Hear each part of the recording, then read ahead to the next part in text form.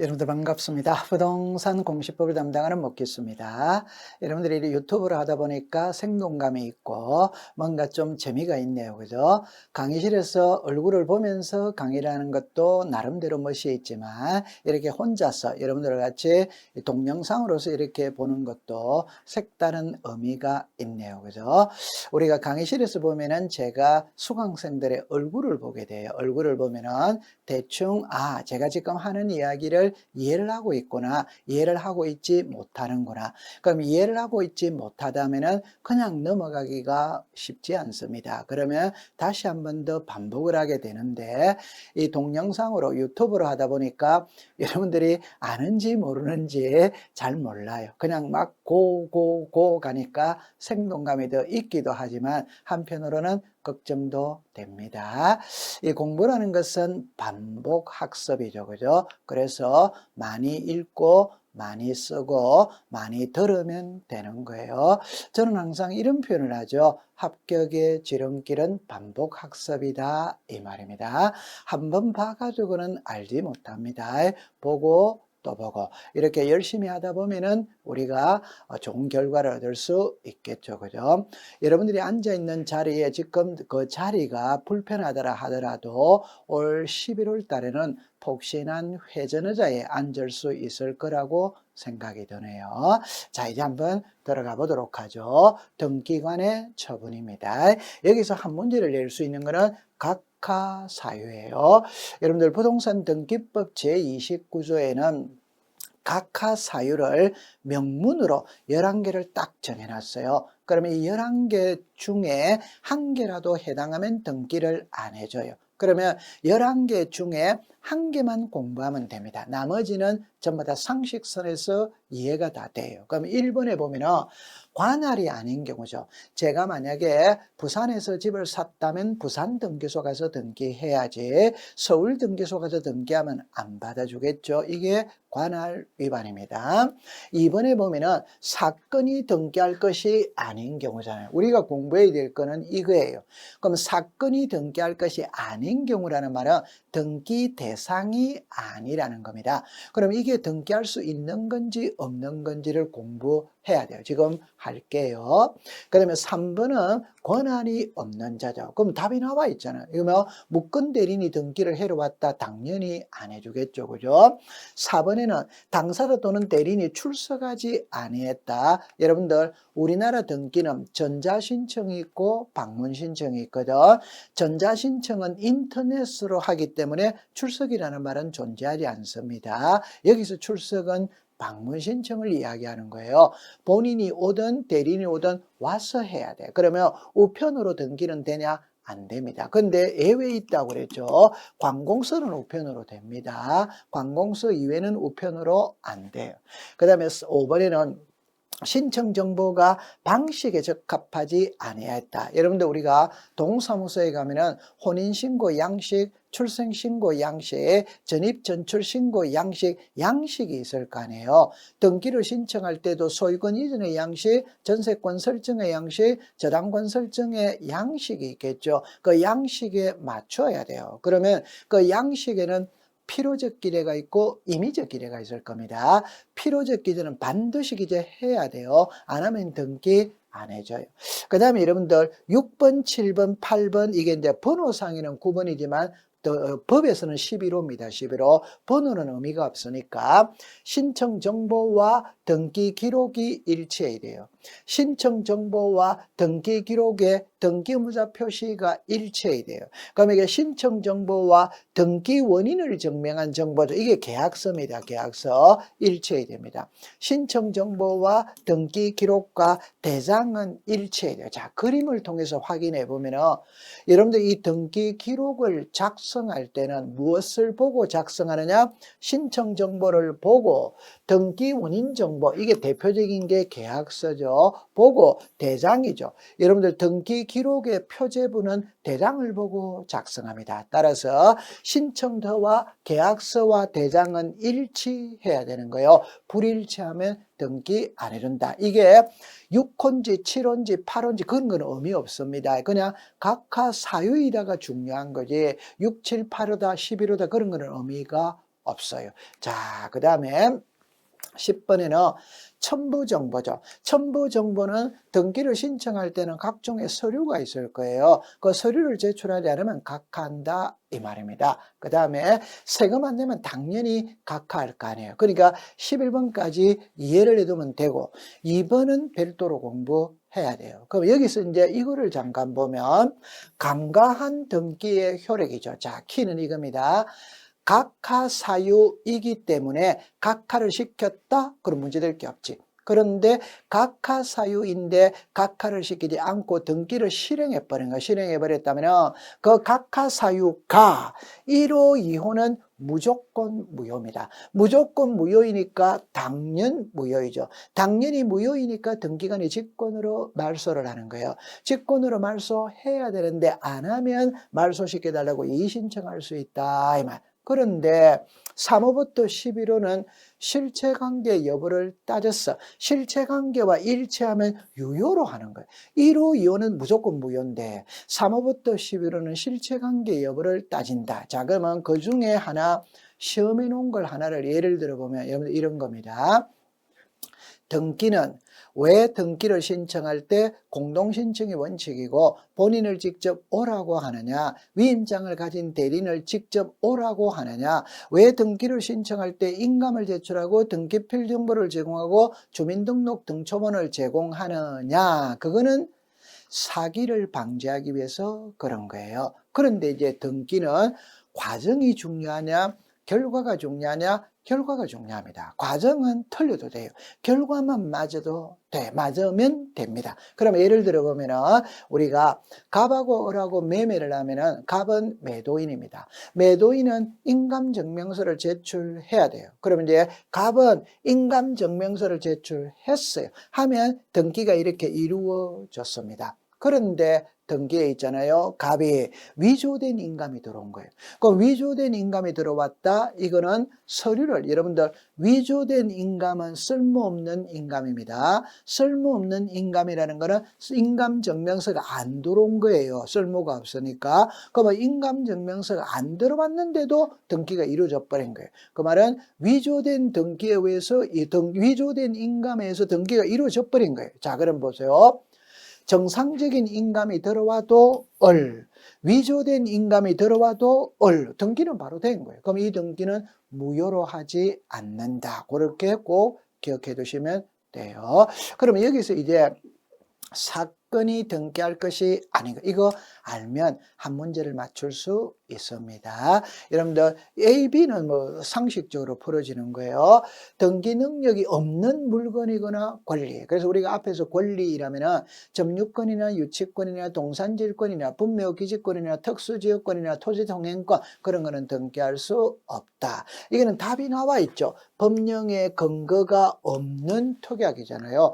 특약사항은 양 당사자 사이에 특약을 맺을 수 있거든. 그 특약은 법의 근거가 있어야 된다. 자, 그 다음에 이 세 개는 분리 처분할 수 없다. 여러분들 이 세 개를 꼭 기억해 둬야 돼요. 공시법 시간에 분리 처분할 수 없다는 말은 세 번이 나옵니다. 그래서 전유 부분과 대지 사용권 분리 처분할 수 없다. 저당권과 비담보 채권 분리 처분할 수 없다. 지역권 요역지 분리 처분할 수 없다. 그렇게 기억해 두면 되고, 자, F에서 H는 중요해요. 지분입니다. 오늘날 부동산은 단독 소유할 수도 있고 공동 소유할 수 있잖아요. 공동 소유하면 지분이 있죠. 그죠? 그 지분의 허용을 하느냐 안 하느냐 이건 엄청 중요해요. 자, 이걸 정리를 하면은 지분의 O입니다. 지분의 X입니다. 자, 지분만 소유권이든 등기할 수 있어. 그러나 지분의 보존 등기는 안 돼. 지분의 저당권을 설정할 수 있어. 그러나 지분의 용익권은 안 돼. 용익권은 부동산을 사용 수익하는 권리이지 지분을 사용 수익하는 권리가 아니에요. 자, 지분의 압류, 감류, 가처분 들어갈 수 있어. 그러나 상속 지분만의 상속 등기는 할 수 없어. 자, 지분의 본등기할 수 있어. 전부의 본등기할 수는 없어. 포괄 유정은 187조가 적용이 되죠. 전 재산을 주겠다가 포괄입니다. 전 재산의 2분의 1도 포괄이에요. 그럼 유정자가 사망만 하면 수정자는 2분의 1에 대한 소유권을 취득합니다. 이미 소유권을 취득한 상태이기 때문에 포괄 유정 지분해돼요. 합유 지분은 등기부에 표시를 하지 않죠. 그러니까 합유 지분의 소유권이든 합유 지분의 저당권, 합유 지분의 가압류는 안 되는 거예요. 이거 기억 꼭 해두세요. 자, 그 다음에 자, 여기는 이제 이중으로 되냐 안 되냐 이 말이에요. 보존 등기, 여러분들 출생신고 했는데 또 출생신고는 안 되겠죠. 소유권 모르는 게 있는데 그 부동산에 또 보존 등기는 안 되는 거예요. 자, 용익권 있죠. 전세 준 집을 다시 전세 줄 수 있냐? 그거는 안 되죠. 그죠? 자, K, 여러분들 꼭 기억할 때 동시에 신청하여야 할 등기를 동시에 신청하지 않으면 각하한다. 소유권 이전 등기와 환매 특약 등기는 반드시 같이 들어봤을 때만 등기해 줍니다. 따로 들어오면 등기 안 해줘요. 이는 33의 정답이었죠. 자, 그럼 여기 보니까 관공서 또는 법원에 촉탁으로 하여야 할 등기를 신청을 하면 받아주지 않는다.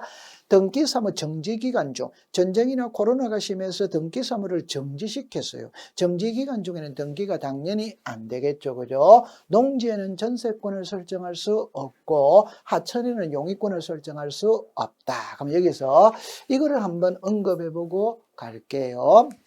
자, 이렇게 봅니다. 우리가 관공서 또는 법원에 촉탁으로 하여야 할 등기를 신청을 하면 안 된다라는 말은 뭘 의미하느냐 하면은, 자, 이렇게 볼게요. 여기에 을이 있고 여기에 갑이 있어요. 저 을이 갑한테 돈 3억을 빌려줬습니다. 그러면 을은 채권자, 갑은 채무자입니다. 그런데 갑이 돈을 안 갚아요. 그러면 채권자 을은 갑의 명의로 되어 있는 부동산에 있다면 그 부동산에 가압류를 신청한다. 그러면 이 가압류는 을이 법원으로 가야 돼요. 그럼 법원에서 등기소로 가압류를 촉탁한다 이 말입니다. 그럼 결론은 가압류는 을이 법원으로 가고 법원에서 등기소로 가야 되면 이게 촉탁이에요. 그러면 을이 등기소로 직접 가는 것은 신청입니다. 그러면 을이 가압류를 등기소에 직접 가면 등기소에서는 받아주지 않아요. 저 가압류는 법원을 거쳐서 와야 됩니다. 그래서 법원에 촉탁으로 해야 될 걸 신청을 하면 받아주지 않는다. 이래 이해해 두시면 되는 겁니다. 자, 그 다음에 이제 등기 완료네요. 이거는 조금 복잡해요. 그럼 여러분들 이렇게 먼저 생각을 해볼게요. 등기소에서 등기가 끝났어. 끝났다면 세 군데와 관계가 있어요. 저 세무서에 알려야 되고 지력소관청에 알려야 되고 등기권리자에게 등기필 정보를 작성하여 통지를 하는 거예요. 그러면 이제 세무서에 알리는 거 저 세금 받으라고 알리는 겁니다. 그러면 소유권 모르는 게 하면 취득세를 내야 되겠죠. 소유권 이전 등기하면 양도세 취득세를 내야 되겠죠. 그럼 대당소관청에 알리는 거는 권리관계가 변했다면 등기부를 정리하고 난 다음에 대당과 일치시키기 위해서 알려야 돼요. 그럼 이거는 가볍게 넘어가도 돼. 자, 이게 이제 문제다 이 말이죠. 등기소에서 등기가 끝났다면은 등기필 정보를 작성하여 등기 권리자에게 통지를 하는데, 자, 답입니다. 등기가 끝났다고 해서 무조건 등기필 정보를 만드는 거 아니에요. 이때는 새로운 권리에 관한 등기를 마쳤을 때 이 새로운이 보존 등기, 설정 등기, 이전 등기입니다. 따라서 보존 등기, 설정 등기, 이전 등기 이외에는 등기필 정보를 작성하지 않는 게 원칙이에요. 자, 그 다음에 여기 보면 권리죠. 권리는 표제부에서 쓰는 말입니까? 갑골구에서 쓰는 말입니까? 갑구, 을구. 표제부는 사실관계라고 그러잖아요. 따라서 등기필 정보는 권리관계, 갑골구에서만 사용하는 말입니다. 표제부 등기는 권리관계가 아니고 사실관계니까 등기필 정보를 작성하지 않아요. 자, 이거를 이제 여러분들이 보면은 등기필 정보가 이렇게 나오거든. 자, 이게 이제 이렇게 한번 보는 겁니다. 자, 키를 잘 잡았어야 돼요. 여러분들 제공이라는 말은 등기를 신청할 때 쓰는 말이에요. 그러면 등기필 정보 제공은 공동신청 및 성소한 등기 의무자죠. 이 공동신청이라는 게 의무자가 들어가는 거죠. 단독신청은 의무자가 없습니다. 그럼 단독신청은 등기필정보라는 말이 없어요. 공동신청에서만 사용하는 말이다 이 말이에요. 그런데 예외 하나, 성소한 등기 의무자가 판결서를 가지고 소유권 이전 이는 단독이지만 의무자가 하는 거잖아요. 그럼 등기필정보를 신청정보의 내용으로 제공해야 되는 거예요. 자, 그런데 제공이라는 말은 신청할 때 쓰는 말이고, 자, 여기는 작성 통지는 등기가 끝났을 때 쓰는 말이에요. 그러면 새로운 권리에 관한 등기, 이게 보존 등기, 설정 등기, 이런 등기. 그럼 이 등기에는 등기필정보를 작성 안 하는 게 원칙이다 이 말이에요. 그럼 이제 문제는 보존 등기, 설정 등기, 이런 등기를 작성을 하는데 안 하는 예외이니까 안 하네. 이 세 개를 여러분들이 공부를 합니다. 그럼 이 세 개는 등기필 정보를 작성하지 않고 등기 완료 통지서만 보내는 거예요. 그럼 이거를 공부를 해야 돼요. 자, 그러면 여러분들 볼 때 이렇게 볼게요. 먼저 좀 전에 보존 등기, 설정 등기, 이전 등기는 작성을 합니다. 나머지는 안 해요. 예외는 있습니다. 그러면 이 세 개를 먼저 보면은, 자, 보세요. 갑이라는 사람이 새 집을 지었다. 새 집 짓고 처음으로 하는 등기가 소유권 보존. 그러면 갑에게 등기필 정보를 작성해서 줘요. 그러면 갑은 을에게 매매할 수 있죠. 이게 소유권 뭐다? 이전. 그럼 을에게 등기필 정보를 작성해서 줘요. 갑은 병에게 전세권을 설정할 수 있죠. 그러면 전세권 설정 등기를 하고 난 다음에 병에게 등기필 정보를 작성해서 줘요. 자, 그러면 보존 등기, 이전 등기, 설정 등기다 이 말. 그런데 안 하는 세 개거든.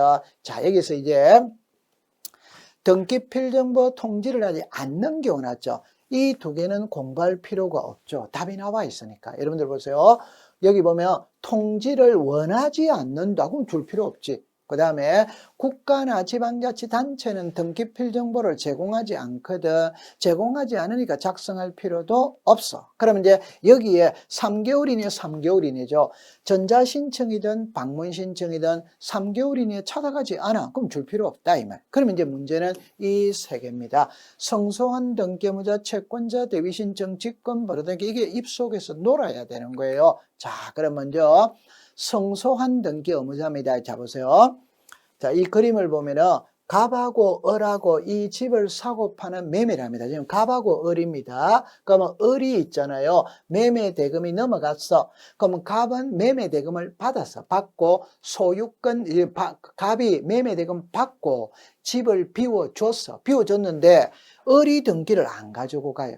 안 가지고 가니까 등기부상의 소유자는 누굽니까? 갑. 그러니까 세금은 갑의 이름으로 나오는 거예요. 그러니까 갑이 빨리 받아가라고 소송을 걸어서 이겼다 이 말. 그러면 이게 성소한 등기 의무자가 판결서를 가지고 소유는 단독 신청인 거예요. 자, 여기서 키를 잡을게요.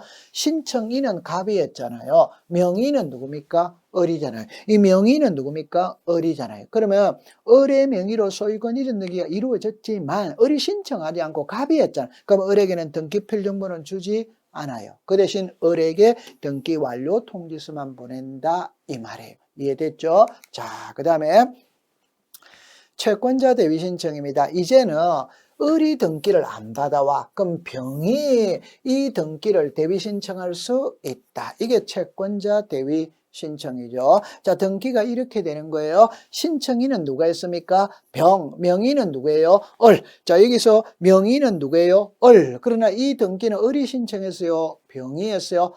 그러니까 을에게 등기필 정보는 안 만들어줘요. 그 대신 을에게 등기 완료 통지는 보낸다. 그래서 성소한 등기 의무자, 채권자 대위 신청, 직권 소유권 보존. 직권 소유권 보존은 바로 이어서 나와요. 그렇게 기억해 두면 돼요. 그래서 좀 전에 그 세 개는, 이 세 개 있죠. 그죠? 이 세 개는 등기필 정보는 작성하지 않고 등기 완료 통지만 보낸다. 이거는 우리가 앞에서 배웠죠. 그죠? 등기필 정보가 분실이 되었을 때, 자, 등기소에 직접 가서 본인 여부를 확인받으면 된다고 그랬죠. 그러면 이거를 제가 잠깐 설명해 볼 때, 이거를 먼저 잠깐 볼게요. 관공서는 답입니다. 관공서는 등기필 정보를 제공하지 않습니다. 제공하지 않으니까 작성 안 해요. 그러니까 관공서는 등기필 정보는 작성하지 않아요. 그 대신 끝났다는 것을 알려줘요. 그게 등기 완료 통지는 한다 이 말입니다. 그럼 이거는 우리가 앞에서 봤는데, 자 보세요. 갑이 을에게 전세를 주었거든. 전세 기간 끝났어. 끝났다면 이거 말소해야 됩니다. 말소할 때 을이 의무자예요. 그럼 을은 의무자니까 등기필 정보를 제공해야 되는데 분실했다. 그럼 을이 등기소에 직접 가서 본인 여부 확인만 받으면 된다고 그랬죠. 이때 을은 인감을 들고 가야 됩니다. 그러면 등기소에서 을의 인감과 신분증을 보고 을인지 아닌지 확인하고 말소시켜 주었어. 주고 난 다음에 을에게 말소했다는 것까지도 알려줘요. 이게 등기 완료 통지입니다. 그렇게 해두면 되는 겁니다. 그럼 이거는 이제 세무서에 통지하는 거는 이제 되진 거예요. 자, 그 다음에 이제 등기 신청의 방법이거든. 이거는 방문 신청과 전자 신청이에요. 그러면 그림을 통해서 바로 보시면 돼요. 전자 신청은 인터넷을 통해서 등기를 신청하거든. 그러면 자연인과 법인은 맞죠. 자연인과 법인은 맞잖아요. 그러나 법인 아닌 사단재단은 방문 신청은 할 수 있으나 전자 신청은 안 돼요. 여러분들 법인 아닌 사단재단은 각종의 단체거든. 이게 문중이다, 종중이다, 동창회다, 향후회다, 장학회다, 사찰이다, 교회다, 이런 게 전부 다 법인 아닌 사단재단을 결성할 수 있어요. 그 말은 유령의 단체를 만들 수도 있다. 그 말은 신분이 명확하지 않아요. 그러니까 법인 아닌 사단은 컴퓨터로 하는 건 안 돼요. 직접 등기소로 오라. 그래서 방문 신청만 허용을 합니다. 그 다음에 이 전자신청의 대리인은 변호사 법무사만 되는 거예요. 여러분들 전자신청은 신분이 명확해야 돼요. 그래서 변호사 자격증, 법무사 자격증이 있죠. 우리가 변호사 법무사를 자격자 대리인이라고 불러요. 그래서 전자신청에서는 변호사 법무사만 되는 겁니다. 방문신청은 제한이 없어요. 미성년자도 방문신청의 대리인이 될 수 있어. 그 다음에 전자신청에는 인감이라는 건 필요 없다고 그랬어요. 자, 여기서 이제 조심할 때 인감은 필요 없습니다. 그러나 전자신청하기 위해서 사용자 등록을 하거든. 그때는 인감을 첨부해야 돼요. 이거는 그림으로 확인해 볼게요. 그 다음에 방문 신청은 인감을 첨부하죠. 그죠? 그 다음에 여러분들 간인이라는 거는 신청서가 여러 장일 때 반을 접어서 도장 찍는 게 간인이죠. 간인은 내용이 변하지 않아. 그럼 신청인이 10명이라 하더라도 1명만 도장 찍으면 돼. 그런데 정정은 수정하는 거잖아요. 수정은 내용이 변했죠. 내용이 변했으니까 전원이 도장을 찍어야 돼요. 그 다음에 이제 이게 옛날에 시험에 나는데 여러분들 보세요.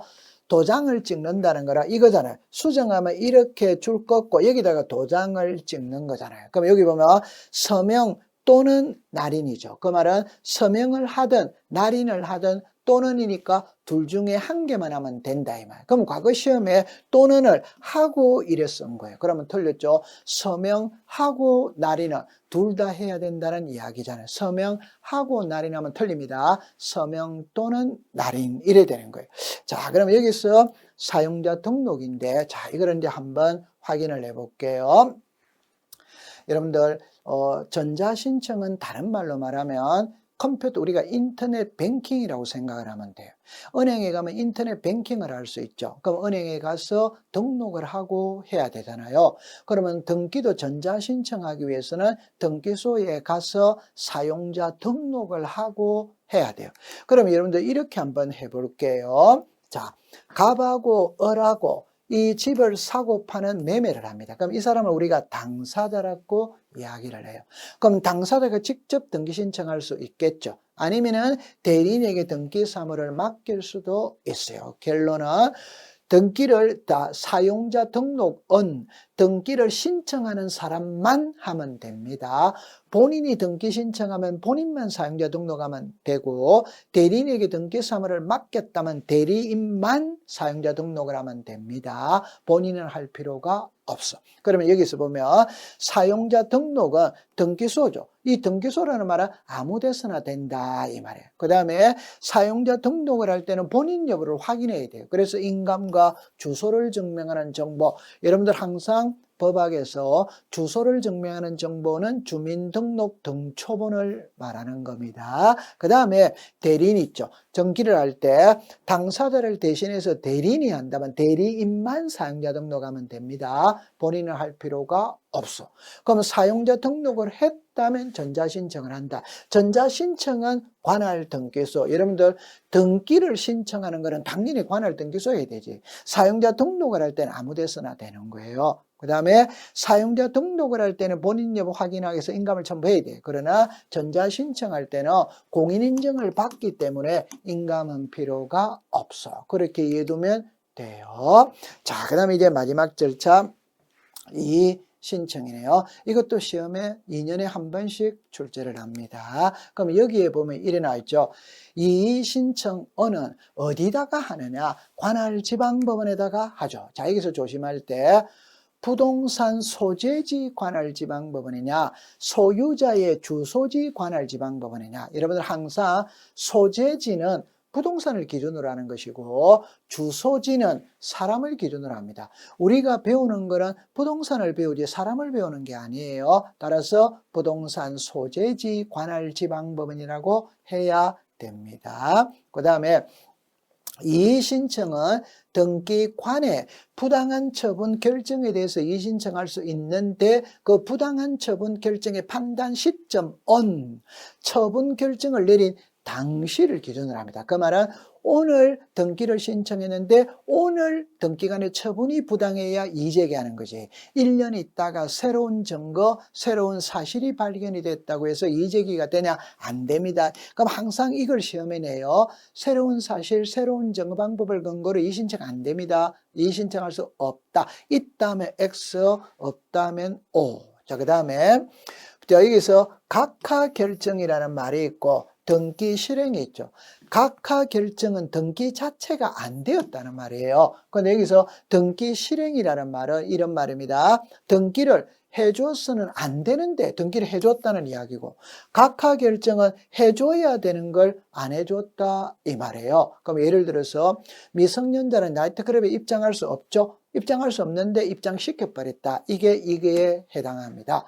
그럼 저는 홍대 클럽 앞에 홍대 입구에 클럽에 입장할 수 있냐? 입장할 수 있잖아요. 근데 사갔다고 입장을 안 시켜줘요. 그게 바로 해줘야 되는데 안 해주는 거예요. 그게 각하 결정입니다. 그러면 핵심은 이겁니다. 답입니다. 각하 결정에 제3자는 이의신청할 수 없어요. 등기 실행에 제3자는 이의신청할 수 있어요. 자, 이해를 할 때 이렇게 합니다. 여기서 제3자라는 것은 이해관계인을 말해요.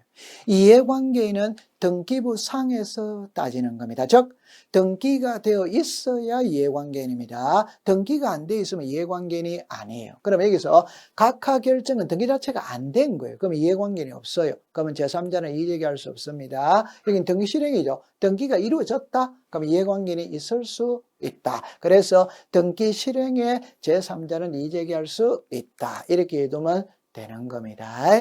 그 다음에 여러분 여기에 이의신청인이 나오죠. 자, 결론을 볼게요. 여기 끝글자 있다. 여기 끝글자 없다. 여기 끝글자 없다. 없다 이렇게 나오잖아요. 그러면 출주인이 물을 때 마지막을 묻거든. 이의신청할 수 있냐 없냐를 물어요. 그러면 우리 법의 규정은 5개가 있는데 4개는 없다라, 1개는 있다라. 그러면 그 있다만 신경 쓰면 돼요. 그래서 채권자가 대위 신청한 등기를 채무자가 마음대로 지워버렸을 때 채권자가 왜 지우느냐? 그 말소에 이의제기할 수 있다. 그렇게 기억해두면 돼요. 자, 그 다음에 이제 올해 34회 시험에는 여기서 시험 문제 답으로 만들어 34회 올해 시험에 이의신청은이 있고 이의신청서가 있어요. 여러분들 이의신청은은 법원에다가 하는 겁니다. 이의신청서는 등기소에다가 제출하는 그 말이니까 이의신청을 할 때는 등기소를 거쳐서 법원으로 가는 거예요. 그러면 올해 시험에 이렇게 냈어요. 이의신청서는 지방법원에다가 제출한다. 틀렸죠, 그죠? 이의신청서는 등기소에다가 제출합니다. 조금 이따가 그림을 통해서 확인을 해볼게요. 이의신청의 기간에는 제한이 없어요. 자, 이거를 여러분들 그림으로서 한번 확인이 되어 볼게요. 자, 이렇게 봅니다. 어떻게 정리를 하냐면은 갑하고 을하고 이 집을 사고 파는 매매를 합니다. 그러면 이 부동산의 소유자가 갑입니다. 소유자가 갑입니다. 갑하고 을하고 매매를 해서 소유권 이전 등기를 신청할 때 갑과 을의 입장에서 볼 때는 소유권 이전 등기 신청 절차에 필요한 서류를 완벽하게 갖추었다고 생각하고 등기 신청했는데 등기관이 서류에 하자가 있다 각하 결정을 내리더라면 그래서 이의제기를 합니다. 그러면 이의신청은은 법원에다가 하는 겁니다. 그러나 이의신청서는 등기소에다가 제출하는 거예요. 그 말은 등기소를 거쳐서 법원으로 간다. 그러면 등기소에 이의신청서를 제출하면 등기소 등기관이 이의신청서를 읽어봐. 읽어보니까 이의신청 이유 있다. 그러면 그 자리에서 처리를 해줘요. 그 말은 열람교부 안 해주니까 이의신청했거든. 그 열람교부 해주면 되지. 접수 안 받아주니까 이의신청했거든. 조수 받아주면 되지. 등기 실행 안 해주니까 이의신청했거든. 그럼 등기 실행해주면 돼. 그게 상당한 처분이에요. 그런데 이의신청서를 읽어보니까 이의신청서에 이유 없어? 이유 없다면 3일 이내에 의견서를 붙여서 지방법원으로 올려보내는 거예요. 그러면 이 지방법원에서는 약식 재판을 합니다. 해보니까 이의신청 이유 있다면 상당한 처분을 명한다. 그러면 상당한 처분을 명한다는 말은 그 등기 열람교부 해줘라. 접수받아 줘라. 등기 실행해 줘라. 이게 상당한 처분이에요. 그런데 약식 재판을 해보니까 이의신청 이유 없어? 이유 없다면 기각 결정을 내린다. 그럼 여기서 이제 우리가 하나 알아야 될 게 당사자 신청이 있고 관공서 촉탁이 있고 등기관의 직권이 있고 법원의 명령이 있어요. 이 법원의 명령은 이의신청의 절차에서만 나옵니다. 두 개가 나옵니다. 하나는 여기서 설명이 됩니다. 그러면 이의신청은 1월 2일 날 했어.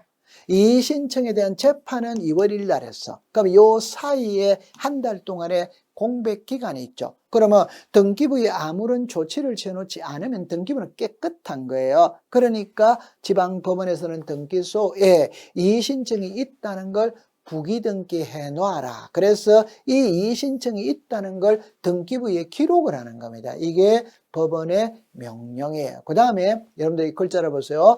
이의신청 이유 있다면 상당한 처분을 명한다는 말은 그 등기 열람교부 해줘라. 접수받아줘라. 등기 실행해줘라. 해줘라라고 명령이 내려왔어. 내려왔는데 해줄 수 없는 게 4개가 있다라면 법원에서 해줘라고 명령이 내려왔는데 안 되는 경우가 있다라면 자, 그거는 여기서 보면 권리 이전의 등기 기록 명령이 있었는데 이미 다른 사람한테 권리가 이전되어 버린 거예요. 그럼 등기를 해줄 수가 없다 이 말이에요. 자, 지상권 설정 등기 해줘라고 기록 명령이 내리는데 그 전에 이미 다른 사람한테 지상권의 설정이 되어 버린 거예요. 지상권과 지상권의 양립이 안 되죠. 그럼 해줄 수가 없어요. 자, 그 다음에 해줘라고 명령이 내리는데 그 사이에 이해관계이 발생을 해버리는 거라 불이익보는자가 발생했기 때문에 등기를 할 수가 없게 돼버린 거예요. 그 다음에 여기에 응하지 아니한 경우 그러면 여기에 4개가 나오죠. 그럼 우리는 오지선당이니까 이 4개를 쓰고 다른 거 하나가 들어오면 그게 정답이다. 이렇게 이해를 하면 되는 겁니다. 자, 그래서 우리가 지금까지 등기절차 총론을 공부를 했었어요. 이제는 이제 강론이 남아있네요. 그죠? 우리 등기 파트의 가장 중요한 게 권리의 등기입니다. 이거는 잠시 쉬었다가 공부를 해보도록 하죠. 여러분들 고생을 했습니다.